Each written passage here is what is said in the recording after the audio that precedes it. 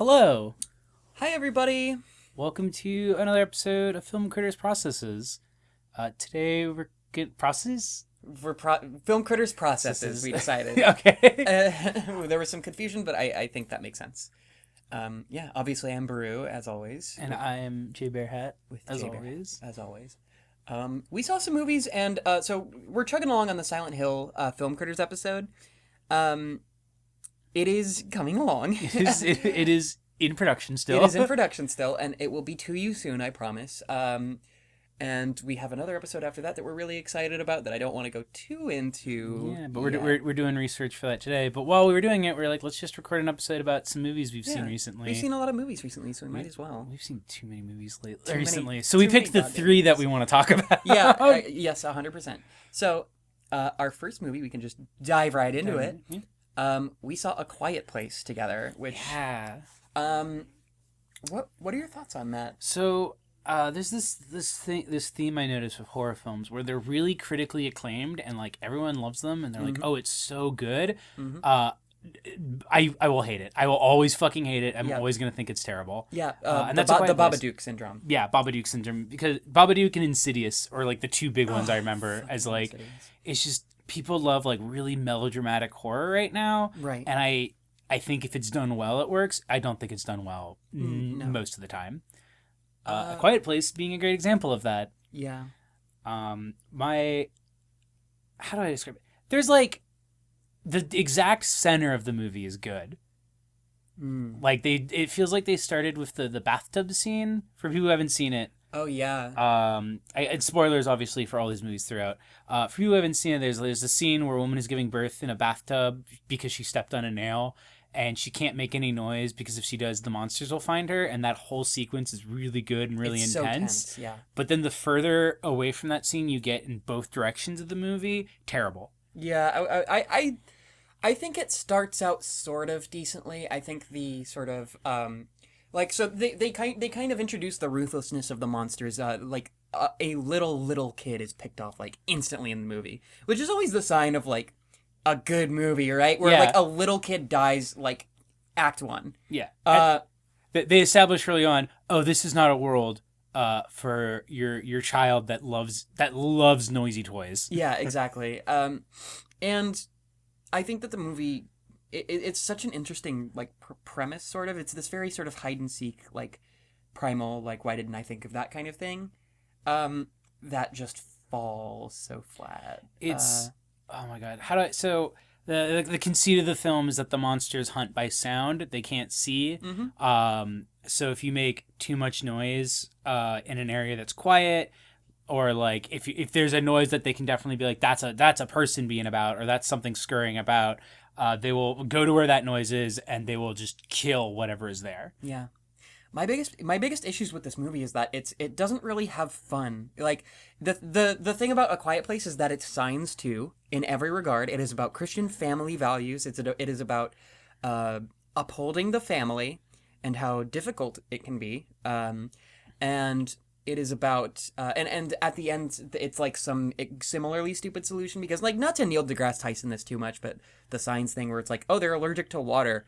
Oh, word. And it, like with the A Quiet Place monsters, it's like, oh, radio waves kill them. Just if it's just a specific noise, just like makes them really upset, and then you can just like shoot them with a gun or like hit them with a bat.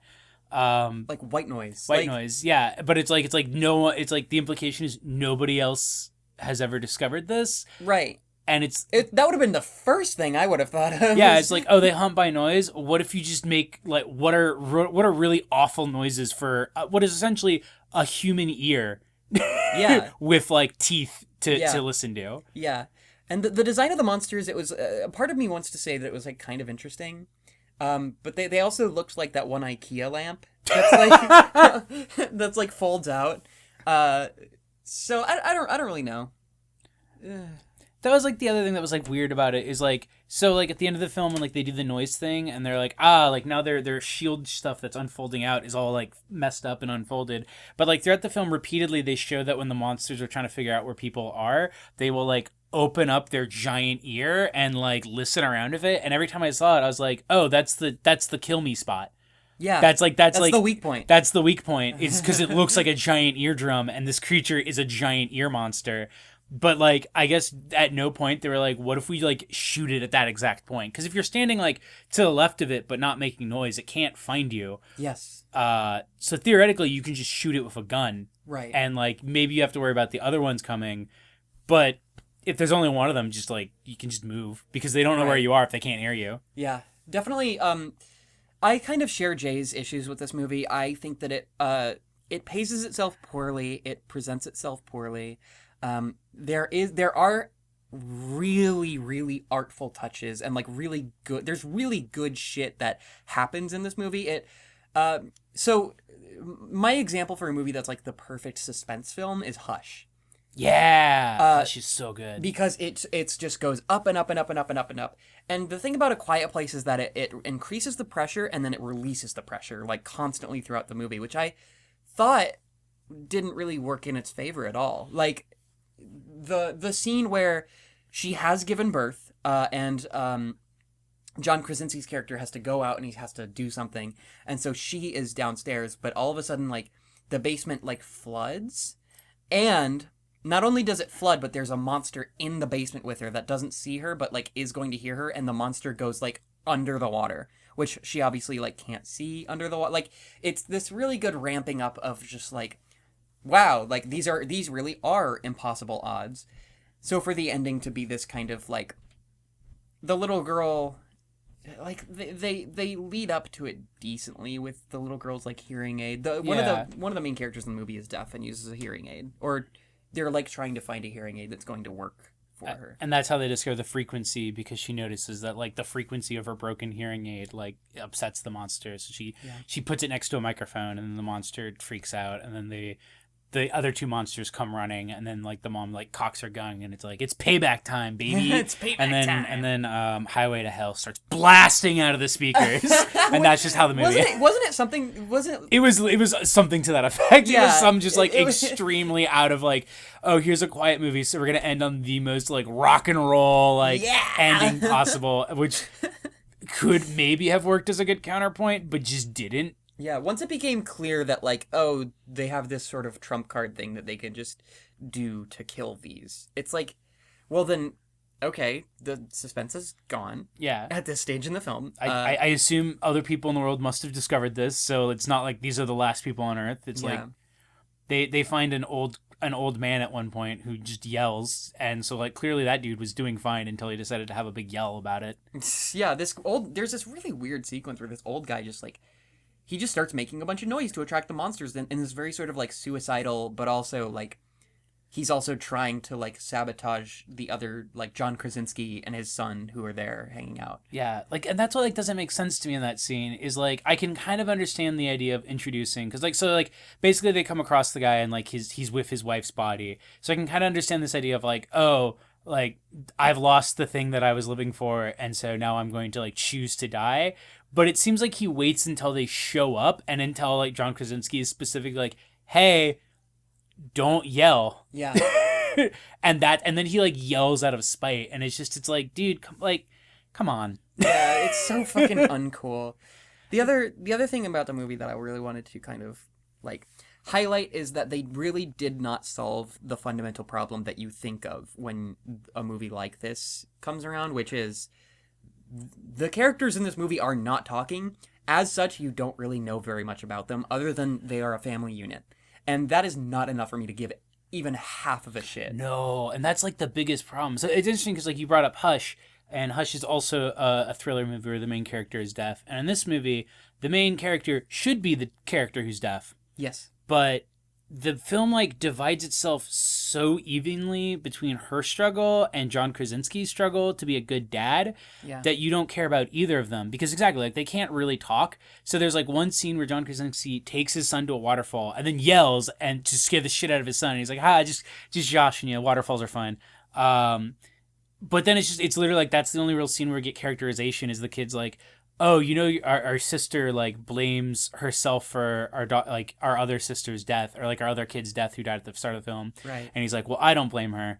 And that's it. Like, that's the most characterization we get of his character, but we spend so much of the movie with him. Right. And I feel like the film would have been better if it hung on like just one character, and I think ideally it would have worked better if it was about just the deaf girl's guilt and not about, hey, I'm John Krasinski, here's my movie, I'm a good dad, I'm a really good dad in this movie. Yeah. Like, I think it would have been better if he was actually kind of a shitty dad and like did blame her for the death, and so the film was about her kind of like dealing with guilt but also like kind of coming to terms with the fact that what happened was a tragedy. Exactly. And not something that she could have like prevented or expected from like her actions. Yet another area where the movie just kind of slowly pressure releases all the tension on this one plot element of like basically the deaf girl's the reason that the youngest son is dead. Yeah.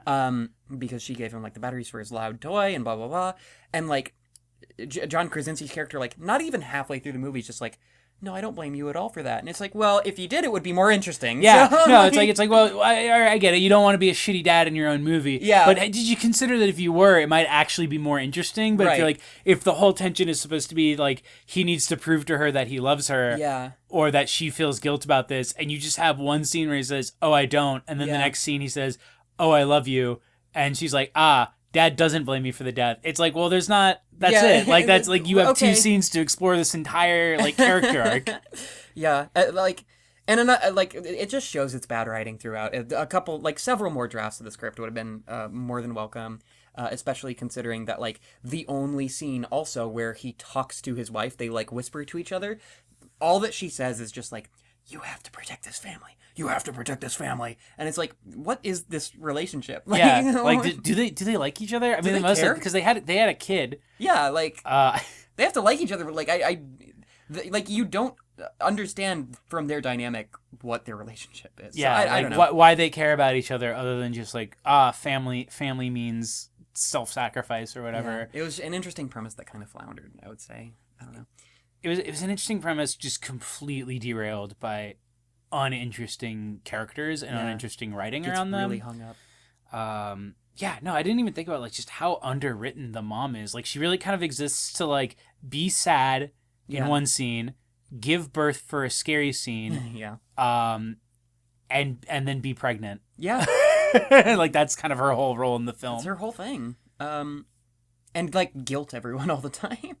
I don't know. It's very it's a little rough. It's not that what's I'm sorry, I'm just thinking like more. It's like, man, if the whole film was just like taking all of the characters and just upping their like flaws and their emotions and making it like, this is a dysfunctional family, and then you have this idea of like, this is a family that is only being kept together because they need to survive. Right. That would have been like a great thriller, and also would have been like a great like commentary where it's like, here's a family that only is really together because they will die without each other, but kind of like isn't healthy for each other. Yeah. And you don't have a great interplay of thematic content when it's a movie about like hearing and communication and things like that. And the family kind of just doesn't have any issues with each other, really. Yeah. Like that are significant or kind of discussed significantly. It's like that. There's just so much room for opportunity there. Did we want to move into our rating system for this one? Yeah, so we have a rating system we decided now for movies, which is a movie ticket is about $12. Yeah. So what is something you are glad you didn't spend that $12 on instead of this movie, and something you wish you had spent that $12 on? And that's how you rank value in capitalism. Yeah, I think I would have rather splurged on like some Amazon like cheap clothes than watch A Quiet Place with that money. I think I would have rather, for $12, I think, so afterwards we went and got Taco Bell, and I feel like I got more of my value out of that. And that was like $4. So going to Taco Bell 3 times instead of seeing A Quiet Place would have been better. Because in both cases, because like at least with Taco Bell, I know what I'm subjecting myself to. Whereas with A Quiet Place, I thought I was going to be seeing a good movie, and I didn't. If I had like some new like really fake earrings, I would be so much happier than if I had watched A Quiet Place. If I like went to a thrift store and like found like something where it's like, oh, I've been looking for something exactly like this for my house, and it's like, you know, a little like beat up, maybe I have to like touch it up a little. It's like that. I think I would have preferred that. Yeah. I guess. And then what would you be of more disappointed in if you spent the $12 than seeing A Quiet Place? More disappointed. You know, I don't know. I feel like if I bought someone else a ticket to see A Quiet Place, That would have been disappointing. that would have been more disappointing than buying myself a ticket to see A Quiet Place. I think like I've wasted some bus fare money. That was definitely like going in like bus fare spent going in the wrong direction. I would rather have that spent on A Quiet Place. I think I've bought like DVDs and stuff before, and it wasn't until I got home that I would notice that they were full screen, not widescreen. Yeah, that is a worse waste of money than A Quiet Place. A worse waste of money than A Quiet Place is doing a VHS haul at Goodwill and finding out that the Jurassic Park VHS that you bought has a Tybo VHS inside of it. That sucks. But anyway, do we want to move on to our second film? So we can move on to our second film. Gonna keep the disappointment train rolling. Disappointment train rolling with Annihilation. Annihilate your expectations. Here's what's great about Annihilation is that it's a film that was released in February because they expected it to just tank. Which I think is also why it was like released on Netflix really quickly after, and then like it got really good buzz and people like responded really positively to it. Did you hear about the Netflix controversy with Annihilation? No. There was a lot of ethical controversy around, and it's actually in the Wikipedia article if you scroll down, but it like basically it was released like day one in the US. It was released in theaters, and in Australia on Netflix. Really? I didn't know about that. Okay. So there were a lot of people had these like not necessarily like concerns of ethics, but just concerns of like it's just a really weird distribution model, right? Yeah. To kind of have it in the hands of like an on-demand service day one, which is very controversial. A similar thing happened when Bong Joon-ho's new movie Okja played at Cannes, because it started with the Netflix logo and the Cannes audience threw their popcorn at the screen. I remember people just fucking... They were like pissed. But it ended up being a fucking masterpiece movie because Bong Joon-ho, so like, what are you complaining about? People just like to be mad. Yeah, they kind of do. I mean, French people don't like to admit that Netflix is unfortunately now a very big contender in like film production and Absolutely. also film release.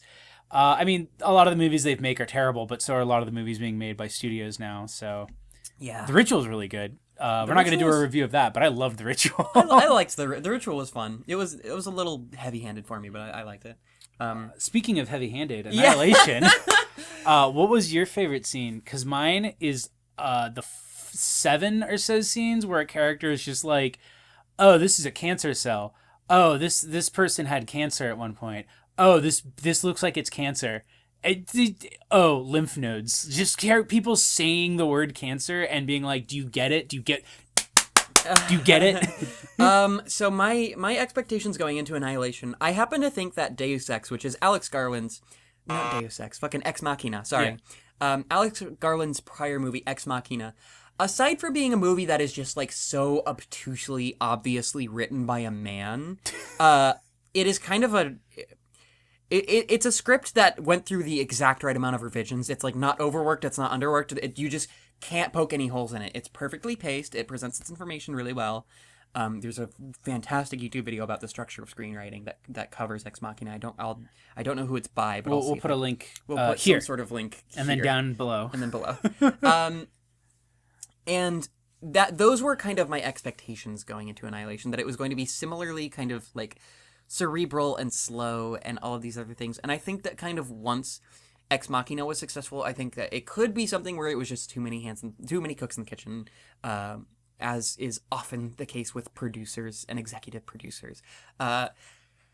Annihilation disappointed me very deeply because I think that it was either underworked or extremely overworked. Yeah, no, I was reading a thing about it earlier, and I have it like up right now as well, from the Wikipedia, where it was talking about how like in the test screenings it did really poorly, which is why they released it in February, and like the studio kept trying to pressure him to make it like less intellectual and less complicated, but like he had Final Cut privilege, so he refused to do it and refused to take notes, and like that's why I got like such a weird release.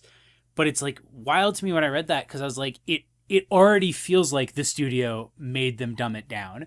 Like it already feels like that. It really feels like that. It feels like there was so much more like of a cerebral subtext, and maybe that's just because like that's what the original book was like. I haven't read it yet. I've actually planning to read it. The book sounds way more interesting. Everyone I know who's read the book has said like the book is incredible, and the movie kind of does it wrong.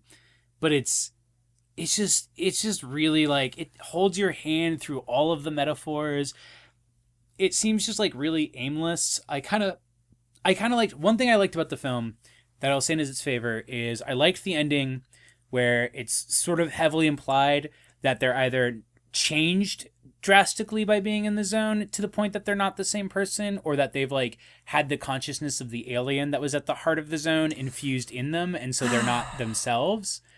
But the only reason I like that is because if you throw out all of the weird symbolism about cancer and all the other bullshit and look at it just as a relationship drama metaphor, I see it as this is a movie about a couple where some sort of traumatic thing has happened to both of them that has changed them in a way where they are not the same people, and so they can't continue on their relationship as they had been. Exactly.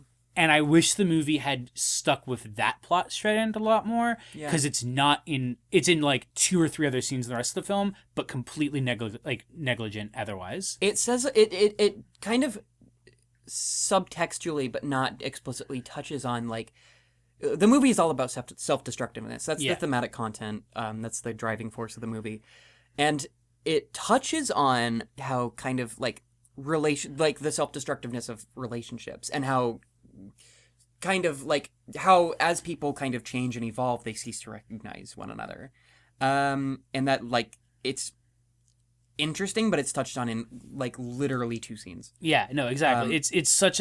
It's something where it's like I felt like if they had focused on that, and I think that's where it feels overworked, is that they tried to have too many things going on in it. It just doesn't work. But if they had made that the driving point, it would have been good. Because then like also the way it's handled in the movie leads to this like weird thing where like all the other women in her troop die, and she has this whole thing where it's like, I think it's because they didn't want to survive, but I do. And it's like that feels like the message here ends up being that like, oh, if a woman really loves you, she will destroy her entire life.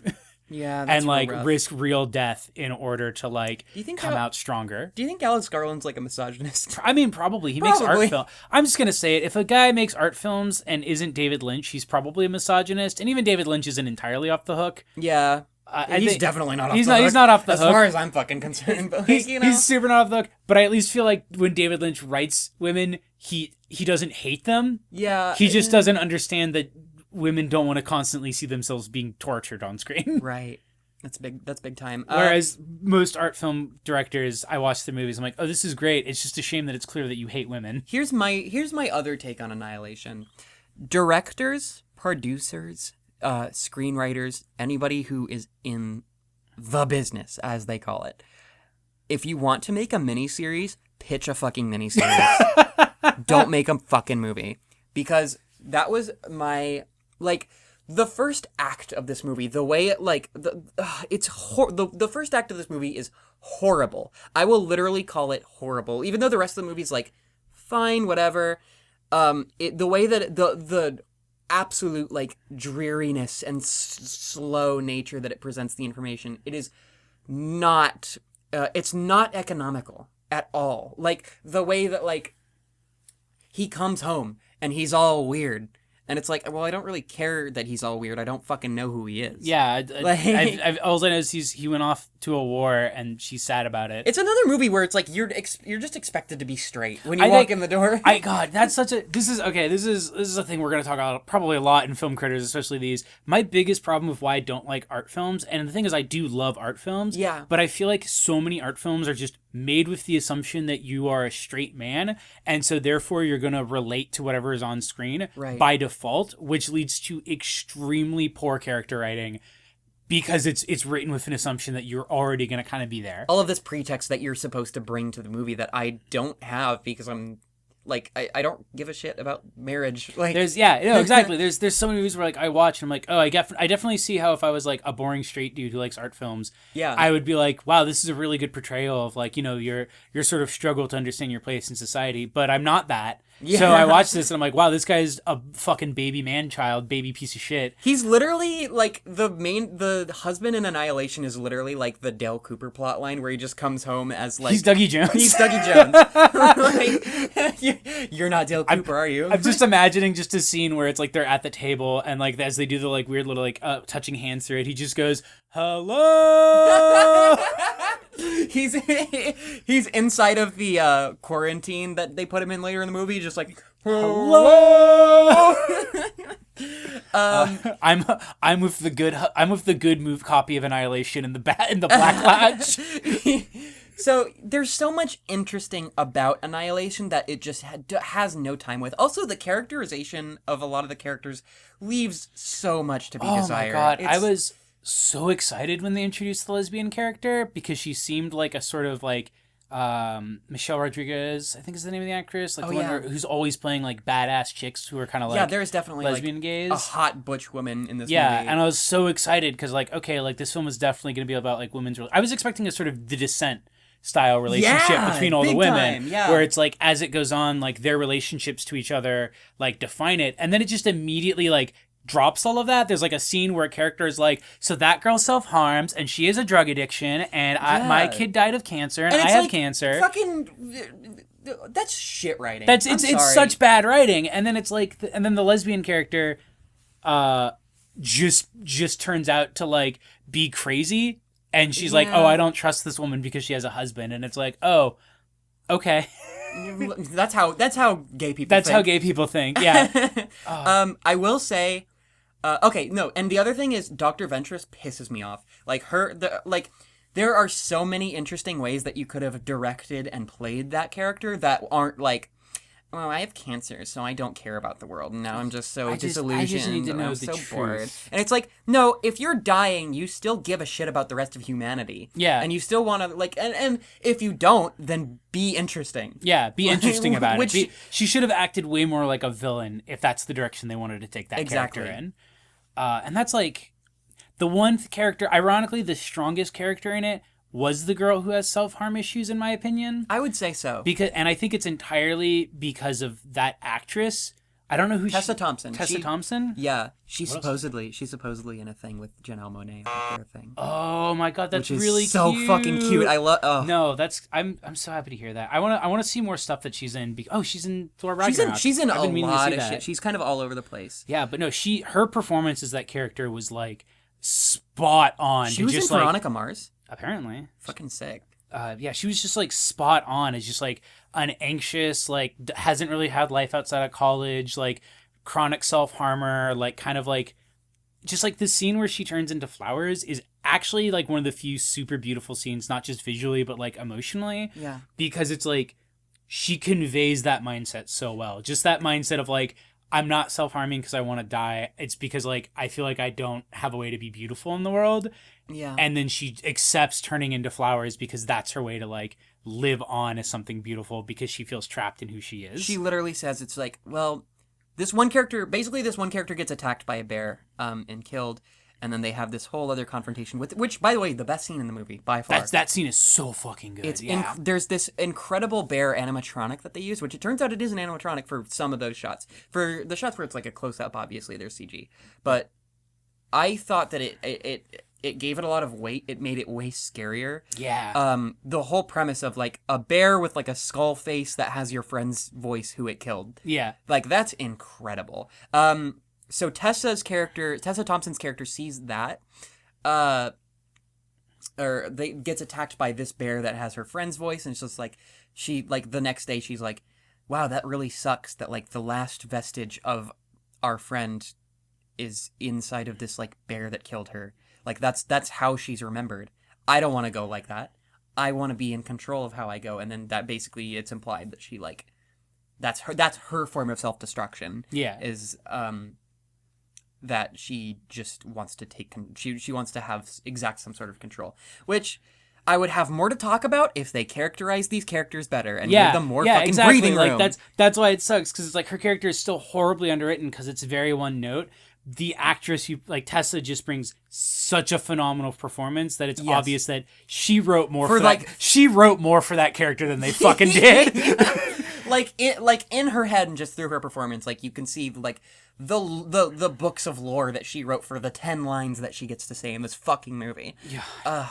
But I will say that the final little bit of the movie was like very, very interesting. The art design was really cool. Visually this movie is gorgeous. So, gorgeous. I would say it's a great movie to get really fucking high and watch on Netflix. I would say so. Especially if you have a big TV. If you got a big TV, definitely.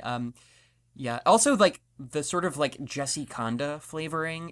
Who, if you don't know, like obviously, not obviously, Jesse Conda has done like a lot of art for like Arca. So like if you look at Arca covers, Oh, so yeah, okay. that is excuse me, that is who I thought of for the ending sequence where she basically Natalie Portman's character is facing this sort of like alien avatar version of herself that like is kind of developing. Yeah, it was like it was like that fight in Ocarina of Time when you fight Dark Link, Yes. and he just matches all your And they also okay, here's the other thematic thing about the movie that kind of interested me. They talk about how there is no malice or bad intent in relation to anything that is happening in the Shimmer, in relation to the body double that she faces off with at the end. It's just like it's just self-preservation at all costs, and Yeah. it's not malice, and it's not evil, and it's so like it kind of deals with the duality of self-preservation and self-destruction in a way. That is the part of the movie that did kind of have me like, it made me think a little bit, you know. It's definitely a film that like gives you a lot to chew over. Yeah. It's disappointing that like you can, as you chew over it, you can see ways that the movie could have Yeah. been better and could have reinforced those ideas better. Exactly, but I do like the idea of like at the end when she comes out of the Shimmer and she sees her like body snatched husband that's not her husband, but she has like obviously she feels whatever ways that she's gonna feel about it, but like she has no reason to like this double of her husband is not going to end the world. It's just Yeah. a double of her husband that exists now, and the double doesn't know why either. Like, Yeah. which is Such a good so scene. interesting. Yeah, I really, like I said, I really liked the ending because I thought it brought like a lot of interesting subtext to the film. I think that, yeah, Tessa Thompson and what's the name of the actress that plays? Do you remember which character? No, I don't remember. I don't remember the name of I don't remember the name of the lesbian character, but her actress does a really good job. I think it was Gina Rodriguez. Gina Rodriguez. Okay, Because that looks like the character. yeah, I think her performance was really good. I think Tessa Thompson's performance was really good. I think across the board, other than that, the movie was pretty miscast. Yeah. So yeah, that's. Yeah. So do you want to do our $12 bit?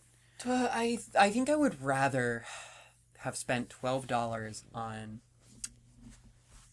I mean, Sephora has some pretty good brow pencils that are like cheap. Yeah. No, I would have rather spent my $12 on like month and a half of Netflix and then watched it on Netflix instead. Oh yeah, because then you can just watch a bunch of Riverdale. Yeah, and then it's like, oh, that was disappointing, but whatever. I watched it on Netflix for a little bit. And then I guess I'm glad that I didn't buy another ticket to see A Quiet Place instead of seeing Annihilation, because I had more to think about with Annihilation, whereas Yeah. Quiet Place just made me mad. I'm glad that you spent that $12 on Annihilation instead of Breaking In. Which I did also see, but we're not going to talk about not because gonna it's talk about really it. boring. Apparently, I didn't watch it because I saw the reactions to it. Apparently it's really boring. It's boring and it's got a really weird racist scene. Okay. I'm gonna be right back real quick. Okay. Pause Yeah, recording. just pause. Okay. So, our final movie that we want to talk about is one that I did not see. So to kind of reverse the theme of critically acclaimed, highfalutin art horror films that we ended up hating, I went and saw Truth or Dare, which I knew was going to be a piece of shit, and thus I had a lot of fun watching it because it was a fun piece of shit. okay. So do we want to do a little bit of a 20 questions style thing here? So this is a thing we're also going to try to introduce for new film critics processes. Is was one of us sees a movie that the other does not, instead of trying to explain it, we're going to ask 20 questions and try to explain what the movie is and why it's good or bad or fun. Okay. Question number 1. Was this a comedy movie in any aspect? Intentionally, no. It is Okay. It's a John Blumhouse, the Blumhouse like productions. They do like a lot of the big horror things. Okay, so it's a horror. Yeah, it's a horror film. It is one of the funniest horror films I've seen Really? in a while. Really? Like not intentionally, but it's just there's so much. So like whenever the truth or dare demon possesses someone, they get like a big goofy smile on their face. And there's a line in the film where one of the characters is trying to describe it to one of her friends, and she's like, "It's like everyone looked like they had a Snapchat filter on." Wow. And that line is delivered dead seriously. Okay.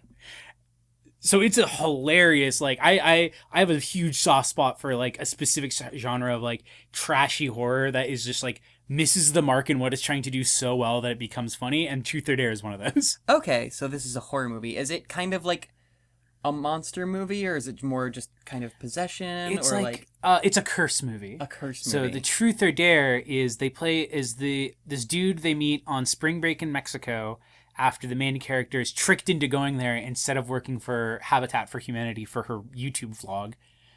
These are actually all plot important, as it turns out later. Holy shit. Is she like meets this dude and kind of like out of spite she goes to like she like drags her friends with him. He's like, "Oh, I know a party that's going on." So he takes them to an abandoned church, and instead of immediately being like, "This sucks," he's like, "Let's play Truth or Dare," and they're like, "Okay." So they do, and then it turns out that if you play Truth or Dare or any children's game in this church, a demon possesses the game, and with killer consequences. Oh, Jumanji for teens. So the demon will now ask you and appear randomly in the same order that you played the game in the church, Truth or Dare, and you have to pick, and then whichever one you pick, if you don't do it, he kills you. And also sometimes the dares will kill you anyway because they're not safe. Okay. And the truths are always like something you really don't want to talk about. It's like one of the big, there's like a big conceit in the film where like the main character keeps picking Dare because she doesn't want to do one of the truths because she has a terrible secret, and you kind of guess what it is like really quickly because they only establish about 3 possible conflicts in the film. Okay. And yeah, so the whole film is just they're trying to stop this demon. And also, when my immediate thought was, why wouldn't they just always pick Truth? Is they go, well, it turns out when we played Truth or Dare the first time in the church, we did 2 truths or a dare, 2 truths and a dare. So that's how we're gonna make it so that they have to do dare sometimes. Oh my god. Okay. So another question. Based on already what you've told me about this movie, who is this movie for? Teenagers. Teenagers, okay. Specifically, like, I feel like teenagers who just, like, it's sort of like a Final Destination style movie where it's like you're trying to see, like, oh, what's going to happen to each teen? Oh, each teen goes off on their own, and then you start to see all these things get set up, and it's a fun teen horror film where, like, you maybe sneak in and then you see it and you're like, whoa, that death scene was awesome. And then you're like, at the end, you're like, whoa, that's so scary. What if? So at the end of the film, she fucks up trying to trick the demon. It's really stupid. And then she's like, well, either like me and my friend who are the only ones surviving can like basically keep playing this game with the demon and die, and then she records a vlog in the church and asks people watching the vlog Truth or Dare, which for some reason works. Jesus. So now, like, hundreds of thousands of people across the world are pulled into this game, and the idea is, like, okay, well, now it's going to keep going, so we have more time in between before he gets to us, before we have to play it again. And she uploads it, and you see it briefly on screen, and it's like, don't watch cursed video, Truth or Dare! I mean, that's reverse psychology. Yeah. Like, you know? So it's like, it's stuff like that where like a teen would see that and be like, whoa, I've watched cursed videos before. What if this happened to me? I've been on Live I've been online. Oh, what if a Vine asked me Truth or Dare and I died? Oh my god. Is it a good movie? Oh God, no. It's worth watching, at least. Okay. Like especially if you're like drunk or like don't want to watch something just like really goofy and fun, but it's not a good movie by any stretch. It's acting is terrible, writing is nonsensical. There's like, I hate to be the person like there's loopholes, but there's really bad loopholes in the film that they don't ever really address. It's not a good movie. It's not a well executed film at all. Okay. Okay. I have a question for you. Truth or Dare? Oh, Truth. Okay. This counts as 2 questions now. This counts as 2 questions. We should have done this as instead of like a 20 questions thing, like a Truth or Dare thing, because like there's no like this isn't necessarily 20 questions. I'm just asking you questions. You're just asking me questions about the movie. What's the funniest part of the movie? Oh my god! I mean, the Snapchat filter one is definitely Okay, one of the highlights. How many social medias get referenced throughout this film? Oh, a lot. Facebook, there's a part where they find out that like there was an original group of kids who played this game, and like that's what the guy who like lured them in was one of it. Okay. And so her friend is like, here's how you find her on Facebook. It's really easy. And then she's just like, we can't ask her from our account, so I'm going to make a throwaway account. And the throwaway account is just like, hey, come meet in this alley to answer our questions, or I'm going to burn your family's house down. Okay. Like, I'm going to like set your family on fire. Okay. And it's like she does it so quickly that you're just gonna be like, wow, you've done this before. You've been the hitting anon on an ask box. You're the bitch who, when you had a Tumblr, had that little script code thing where people would think they selected anon, but they were still sending you a question from their account, so you could find out who's talking shit. That's who that character is. Okay. She's one of the few. She's like, I think, one of the characters who survives at the end. Would you say that this film belongs in the Unfriended canon? Yes. Okay. I actually think it's more fun than Unfriended, if only because the characters are more, like, obnoxious. Oh my god, so... Okay. I forgot, actually, one of the funniest scenes is very early on, they just force out this thing that one of their friends is gay, but isn't out to his dad who's a cop. So immediately you're like, oh, okay. And then that scene happens... And it just goes fine. He's just like comes out to his dad and he's like, I'm stressed out. But dad's like, oh, whatever. Oh my god. That's beautiful, actually. But then later, like his cop dad like meets up with him outside and he's like, hey, I just want you to know I love you. And then the Truth or Dare demon asks Truth or Dare on the radio, and he has to pick Dare because it's been two truths or a dare. And the dare is that he has to take his dad's gun and like make him beg for his life. And it's like wow. And okay. like it's like handled so poorly because he's like, Dad, I need you to beg for your life. Please, it'll be fine. I'm not going to shoot you. I just need you to beg for your life while like just waving a gun wildly at a cop. That's insane. Like, it's such a weird, messy movie. that's so messy. Ugh. Or there's also the great scene of like the character whose main bit is that he's like, he literally every line he says is, I'm going to med school, or I sell drugs to freshmen. And then that's a setup so that when he gets his Truth or Dare game, it's before they realize that the game is real, or before he realizes it, and he's being interviewed for med school, and then the demon takes over the interviewer, and she's like, Truth or Dare? And she's like, Truth. And he's like, do you sell drugs to freshmen? And rather than just like, you know, picking up that like, oh, your face looks weird, you're a demon, and just being like, yes, and then the person would be like, yes, what? And he's like, oh, I'm sorry, I thought you said something. And instead of that, he's like, I do not sell drugs to freshmen. What? He's just like, says it. So he lies, which means he dies. Yeah. But also, it's just like, he doesn't answer that in like any way that would like not immediately tell the person the question he's answering. Because like, he could just say, yes. And then the person would, and then they're like, well, you answered the question. And then the demon would be like, oh. Shit. I didn't think this through. Well, I guess technically you answered it truthfully. If you were forced to kind of dig through the weeds and kind of pull out any thematic content or message of this film, what would you say? So, oh my god, the big thing is, oddly enough, is that the big like plot point of the film, or like theme of it, is about friendship.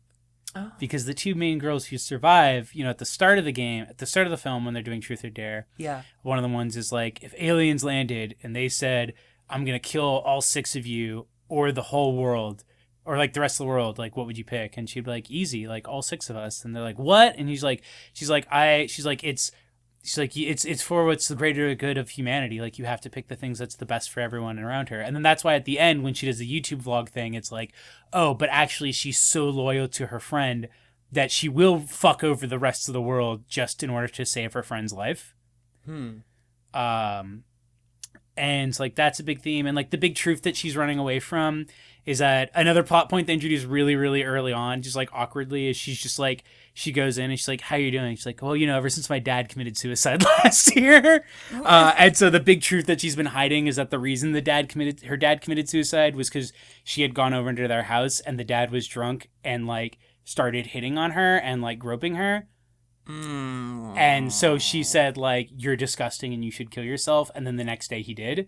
So she had been hiding that secret from her best friend because she didn't want her friend to know that her dad was a pedophile, basically. And also that, like, her friend was responsible for his suicide. It sucked. It was like way really too messy. It was like way too messy and dramatic of a scene. But it's like, that's kind of like the big theme is like these two's relationship and like the kind of like coming and goings of it and like the sacrifices that they make for each other.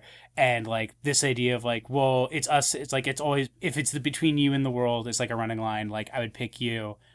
And so I guess that's kind of just the theme is just female friendship.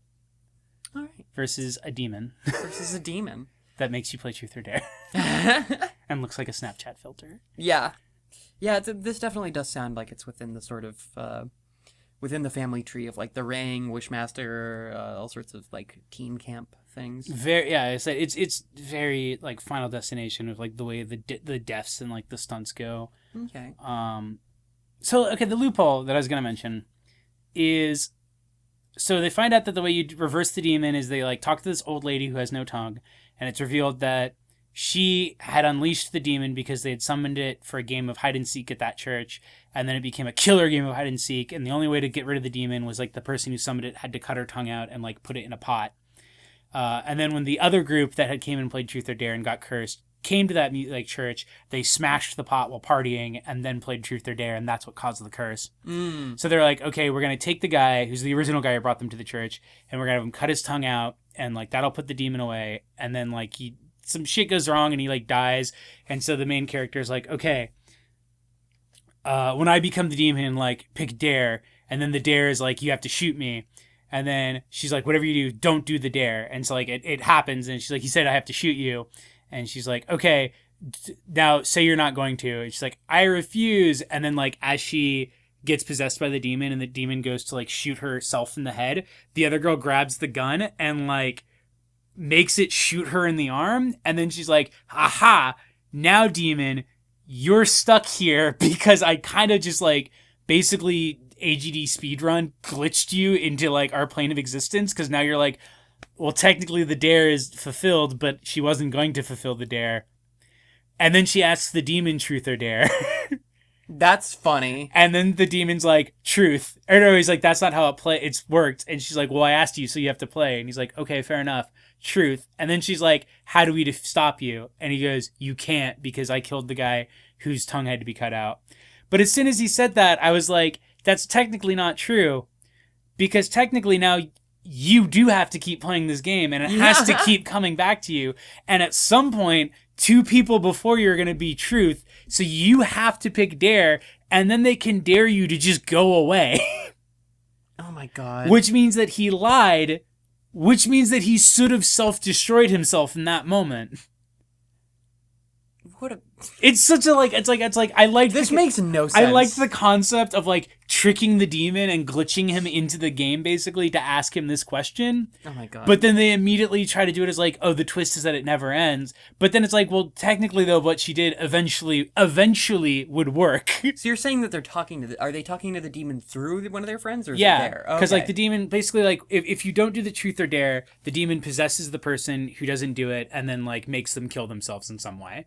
So, like, when the med school guy does it, the demon possesses him, and then he takes a pen out of his pocket, and he, like, slams his head against the door and, like, kills himself. So, because she didn't do the thing of shooting her friend, the demon possessed her to, like, make her shoot herself. But then her friend got the gun to shoot her, so it was like, oh, okay, the dare's been done, but now the demon is just here. Just hanging out just in chilling. Her friend's body. Yeah. Bye, friend. Bye.